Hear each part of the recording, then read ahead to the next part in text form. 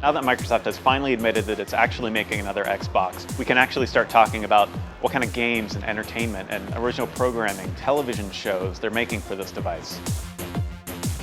Microsoft has promised 15 games within the first year for Xbox One from Microsoft Studios. That includes a mix of new IP and franchises that have been established on the Xbox and Xbox 360.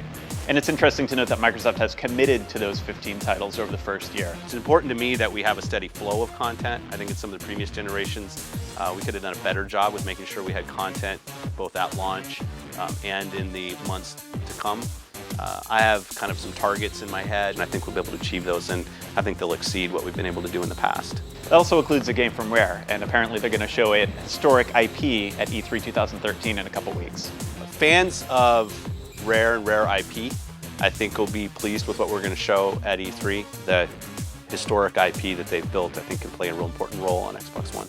One of the surprises around Xbox One came out of Microsoft's new Xbox Entertainment Studios, and that's a live-action Halo series that's going to be co-produced by Steven Spielberg and 343 Industries. Bringing in Nancy Tellem into the Microsoft Studios family, I think is an important mark for us as we think about where television and interactivity and social, some of the things that we've learned about in gaming as lives lit up, how that might apply to television. We did some work with Forward Unto Dawn last fall.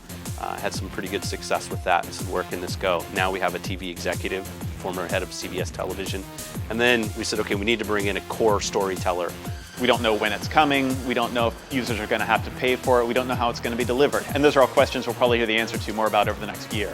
Much like Halo, I think, begat Xbox, I think the Halo television series can have a pretty dramatic impact on how people think about television. It's pretty clear Microsoft is taking a different approach from Sony. But in a couple of weeks, we're going to get to take a look at some of the video games that Microsoft is bringing to Xbox One, and we'll know a little bit more about their strategy then.